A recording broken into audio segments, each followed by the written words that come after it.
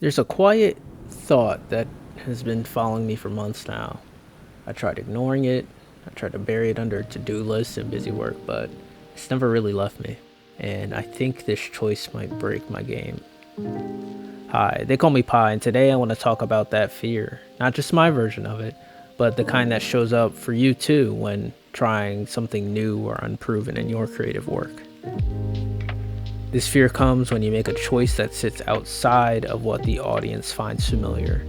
It becomes a kind of background noise, a static, whenever you commit to an idea that you can't easily undo. Some people fear a mechanic that might not land. Many fear a character design that won't resonate, a story without clear direction.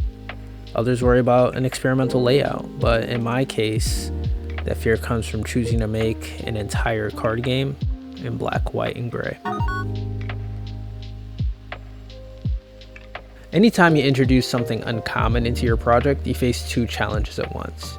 You can carry your own uncertainty about whether you made the right call, and you also have to consider the unknown reactions of the audience who will eventually see it.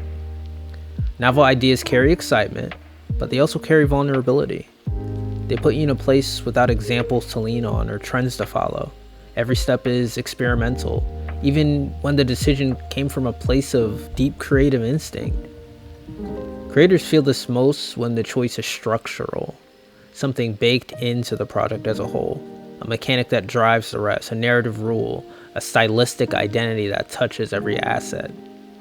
The more foundational it is, the more pressure it creates. For me, that pressure shows up whenever I show the game to someone seeing it for the first time. Some people immediately fall in love with the black and white style. They say it feels nostalgic or distinctive. But many look at it and assume it's temporary. They look at the art and ask, is that the final version? Will it be in color? Is it a prototype? Do I plan on finishing it later? That reaction hits harder than most people think. I'm not showing them a rough pass, I'm showing them the intentional, polished style, a version I've spent months working on. Anyone who has put early work in front of others knows the feeling. You show something carefully crafted and someone interprets it as incomplete.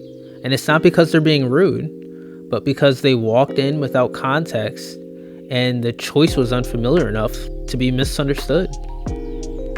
That's where my fear lies. Not in whether the style is good or not, but whether the intention behind it is clear to people seeing it cold. My situation is a visual one, but the pattern's universal. If a mechanic behaves differently from the norm, people can see it as broken instead of interesting. If the narrative bends structure, readers see it as messy instead of expressive. If a layout challenges conventions, users can see it as confusing rather than innovative. When you're really close to your work, you forget how much the context is necessary for the audience, how much they need that before your choices make sense. That's the gap where a lot of that risk lives, not in the content of the idea, but the perception of it. Staying stuck in fear does not help the project, so I'm taking the next practical step. I'm printing a small batch of the cards. I'm gonna cut them, package them myself, and try and get them in the hands of people, get them on the table in front of them. Seeing the style and context of actual play might shift how people interpret it, or it might reinforce the concern. I won't know until I watch reactions in a natural setting rather than a quick preview on a screen. Testing gives clarity, and even tough feedback becomes useful when it replaces the uncertainty with direction. If you're wrestling with a risky idea of your own, there are ways to test it without committing your entire build or manuscript or your artwork to the experiment. Here are a few tips. You can show it in its real environment.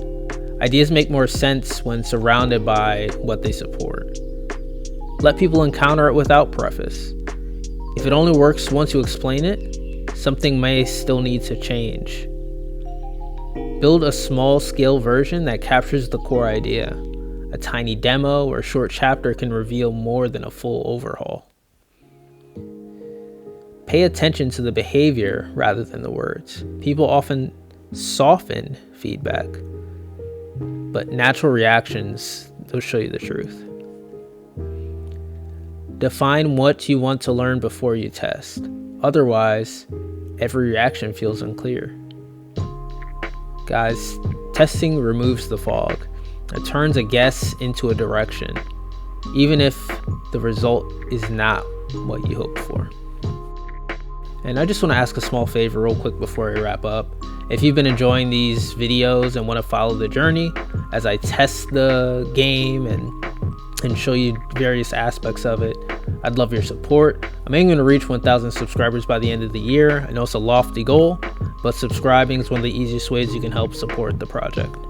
So in closing, guys, creative decisions feel risky because they matter. They shape identity, they signal intention, they make you feel vulnerable in a way safe choices never will. My black and white style might hurt the game, but it might help it stand out. I won't know until I test it in the real world. If you have a risky idea you believe in, the same approach might give you clarity too. I'd love to hear about your risky ideas down below in the comments. And if you enjoyed the video, I'm sure you'll like this one. It shines a light on a strategy you can use to get people invested in your projects. As always, guys, God bless, be safe. I'll see you next time.